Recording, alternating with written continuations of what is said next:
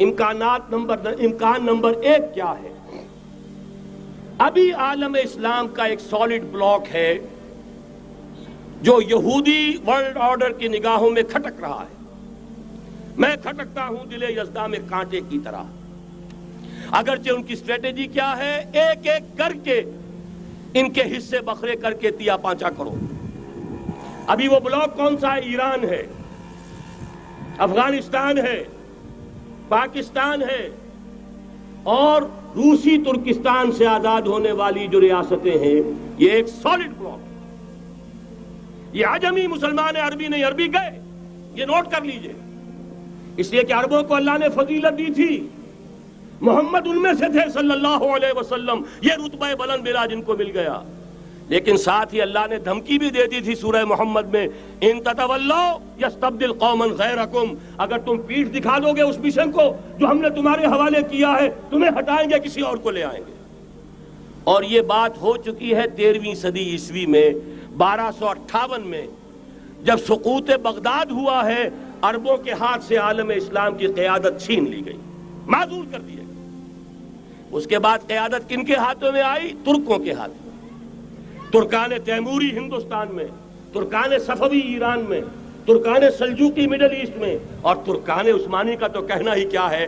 وہ Asia minor سے چل کر آپ کو معلوم ہے کہ مشرقی یورپ کا کتنا بڑا علاقہ، دی گریٹ آٹومان امپائر اس صدی کے آغاز تک قائم تھی. اس صدی میں عجیب عجیب معجزے ہوئے ہیں. گریٹ آٹومان امپائر جو 3 بر اعظموں پر محیط، نام و نشان ختم. The great U S S R, نام و نشان ختم. اب تو روس صاحب ایک ملک کی حیثیت سے رہ گئے. یہ اس صدی میں دو اور وقت نہیں ہے میں اور آپ کو کیا بتاؤں. اس صدی میں تو بڑے بڑے عجیب عجوبے ہوئے ہیں. بڑی بڑی 2 عظیم جنگیں ہو چکی ہیں، تیسری جو ہے سر پر کھڑی ہے، دور نہیں ہے، جس کو حدیث میں کہا گیا ہے الملحمۃ العظمی، تاریخ انسانی کی عظیم ترین جنگ. اور وہی صلیبی جنگ جس کا آغاز بوسنیا سے ہو چکا ہے. بہرحال اس وقت جو میں کہہ رہا تھا، ورنہ میرے پاس تو یعنی یہ کہ درد دل کہنے کے لیے وقت نہیں ہے، مجھے اپنی بات کو محدود کرنا پڑ رہا ہے. لیکن میں اب آ رہا ہوں اصل موضوع کی طرف کہ ایک امکان تو یہ ہے کہ اس بلاک میں اسلام کا احیاء ہو، اور اس کے لیے کچھ نویدیں بھی موجود ہیں احادیث نبویہ میں. وہ تو آپ نے سنا ہوگا اقبال کا شعر، میرے عرب کو آئی ٹھنڈی ہوا جہاں سے، میرا وطن وہی ہے، میرا وطن وہی ہے. حدیث میں آتا ہے یخرج ناس من المشرق یؤدون للمہدی یعنی سلطان ہی، مشرق سے فوجیں نکلیں گی کہ جو کہ مہدی کی حکومت قائم کریں گی. یہ مہدی اہل تشیع کے مہدی اور ہیں، ہمارے مہدی اور ہیں. اہل تشیع کے عقیدے کے مطابق ان کے بعد میں امام جو روپوش ہو گئے تھے وہ امام مہدی ہیں، وہ ظاہر ہو جائیں گے. ابھی امام غائب ہیں، پھر وہ ظاہر ہو جائیں گے. ہمارے نزدیک یہ مہدی پیدا ہوں گے یا ہو چکے ہوں، اور یہ ہوں گے حضرت فاطمہ کی نسل ہی سے رضی اللہ تعالی عنہا. لیکن عالم عرب کے اندر پھر ایک طاقت بن کر ابھریں گے، باطل کی قوتوں کے خلاف جہاد کریں گے. لیکن ان کو مدد آئے گی 2 طرف سے.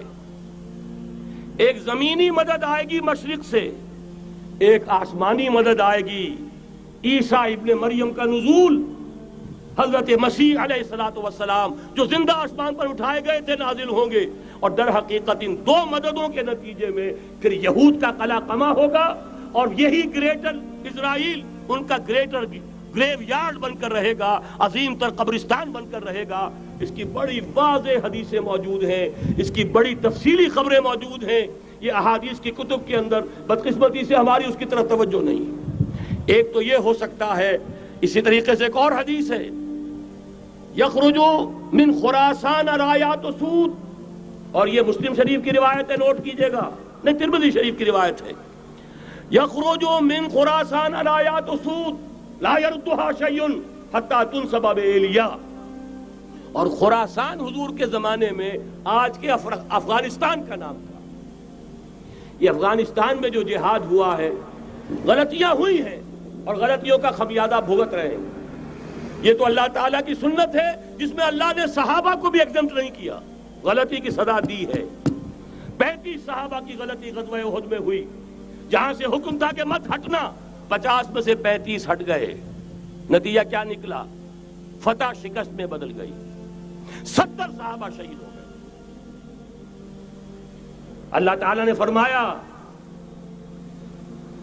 وَلَقَدْ صَدَقَكُمُ اللَّهُ وَعْدَهُ إِذْ تَحُسُّونَهُم بِإِذْنِهِ حَتَّىٰ إِذَا فَشِلْتُمْ وَتَنَازَعْتُمْ فِي الْأَمْرِ وَعَصَيْتُم مِّن بَعْدِ مَا أَرَاكُم مَّا تُحِبُّونَ۔ مسلمانوں، ہم سے گلہ نہیں کر سکتے، ہم نے اپنا وعدہ سچا کر دکھا دیا تھا جبکہ تم انہیں گاجر مولی کی طرح کاٹ رہے تھے، لیکن جب تم ڈھیلے پڑ گئے، تم نے ڈسپلن کو توڑا، تم نے اختلاف کیا تو سزا دیا۔ تو اگر صحابہ کرام رضوان اللہ تعالی علیہ مجمعین خیر الناس بعد الانبیاء، پوری نوع انسانی کے اندر انبیاء کے بعد بلند ترین انسان، اگر ان کی بھی غلطی کا خمیازہ جو ہے اللہ نے چکھایا، کیوں چکھایا؟ ضروری تھا، آئندہ کے لیے سبق ہو جائے۔ یہ وَلِيُمَحِّصَ مَا فِي قُلُوبِكُمْ، تاکہ تمہارے دلوں کے اندر اگر کہیں کوئی کھوٹ ہے اور پاک کر دیں ہم۔ اس لیے بہرحال غلطیاں ہوئی ہیں افغانستان میں، ایک امام کے ساتھ بیعت نہیں تھی، بلکہ بدقسمتی اور بڑھ کر یہ ہے بیعت کر کے توڑ دی۔ عبد الرسول سیاف صاحب کے ہاتھ پر ہمارے پاکستان کے 7 گروپ جو تھے، انہوں نے عین حرم میں بیٹھ کر بیعت کی اور پاکستان آ کر بیعت توڑ دی۔ سزا اس کی مل رہی ہے، آپس کی خانہ جنگی یوں ہی نہیں ہو رہی، کوئی سبب ہے، لہذا یہ سزا تو ملے گی، لیکن جتنا خون یہاں پر خلوص کے ساتھ دیا گیا ہے اس کی مقدار بھی کم نہیں ہے۔ یہاں سے خیر برآمد ہوگا۔ اور دوسری بات اپنے بارے میں نوٹ کر لیجئے، یہ پاکستان، بچا کھچا Pakistan, what remains of Pakistan, یہ اصل میں ہے کیا؟ مولانا بہت خوبصورت انداز میں فرما رہے تھے، یہ 313 نہیں تھے، اسلام تھا۔ اسی طرح نوٹ کیجئے، پاکستان نہیں ہے، 4 صدیوں کی تجدیدی مساعی کا حاصل ہے۔ آپ نے کبھی نوٹ کیا ختم نبوت کے بعد اب سب سے اونچا منصب کس کا ہے؟ مجددین۔ سنن ابی داؤد کی روایت، ان اللہ یبعث فی ہذہ الامہ علی راس کل 100 عام من یجدد لہا دینہا۔ اور نوٹ کیجئے، کوئی بات ہے 1000 برس تک سارے مجدد عالم عرب میں پیدا ہوئے، جیسے ہی دوسرا 1000 سال شروع ہوا، الف ثانی کا مجدد اعظم شیخ احمد سرہندی کہاں تھا؟ صنم خانہ ہند میں حاضر ہوا۔ میں شیخ مجدد کی لحد پر، وہ خاک کے ہے زیر فلک مطلع انوار، گردن نہ جھکی جس کی جہانگیر کے آگے، جس کے نفس گرم سے ہے گرمی اعراض وہ۔ پھر 12ویں صدی کا مجدد اعظم امام الہند شاہ ولی اللہ دہلوی، 13ویں صدی کا مجدد اعظم سید احمد بریلوی، اس کے خون کا امین اور اس کے ساتھ کے شہداء کے خون کا امین، ان کے جسموں کا امین آپ کا خطہ ہزارہ، آپ کا خطہ سوات، اس میں ان کی جانیں ہیں جو دی گئی ہیں۔ اور وہ نہایت میں آپ سے عرض کر دوں، دور صحابہ کے بعد اتنا خالص اسلامی جہاد پوری مسلمان تاریخ میں نہیں ملے گا جتنا وہ تحریک شہیدین کا تھا۔ 14ویں صدی ہجری میں شیخ الہند جیسا مجاہد اعظم کہ انگریز نے گرفتار کر کے قید بھی کیا ہے، تو کہاں؟ ہندوستان میں نہیں، کہاں؟ جزیرہ سائرس، کیا نام تھا؟ مالٹا، جزیرہ مالٹا بحر روم میں۔ اقبال کے نفس سے ہے لالے کی آگ تیز، ایسے غزل سرا کو چمن سے نکال دو۔ کہیں ہندوستان کی کسی جیل میں ہوا تو شاید اس کے نفس کی گرمی ہی سے کوئی حرارت پیدا ہو جائے۔ اور اسی صدی میں 14ویں صدی ہجری میں اقبال جیسا مفکر، اسی 14ویں صدی ہجری میں مودودی جیسا مصنف، اسی 14ویں صدی ہجری میں مولانا الیاس جیسا مبلغ رحمہم اللہ، عظیم شخصیتیں آج پورے عالم اسلام میں آپ کو تبلیغی دوست ملیں گے۔ یہ کہاں سے شروع ہوئی تحریک؟ دہلی کی ایک چھوٹی سی مسجد سے، وہ مسجد بنگلے والی اب تو بڑی عالیشان ہو گئی ہے، جب وہاں شروع ہوا تھا کام بڑی چھوٹی سی مسجد۔ یہ سارے کام یہاں کیوں ہوئے؟ پورا عالم اسلام آزاد ہوا، کہیں نعرہ اسلام کا نہیں لگا، کہیں عرب قومیت پر، کہیں کسی اور عصبیت پر تحریکیں چلی ہیں، صرف تحریک پاکستان تھی کہ پاکستان کا مطلب کیا؟ لا الہ الا اللہ۔